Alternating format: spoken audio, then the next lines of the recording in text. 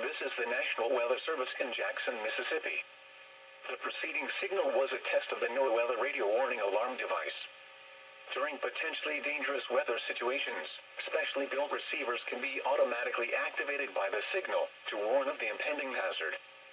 Tests of the signal and your receiver's performance are normally conducted by the National Weather Service each Wednesday between 11 a.m. and noon.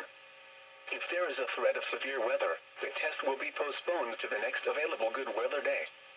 Reception of this broadcast, and especially the warning alarm tone, will vary at any given location.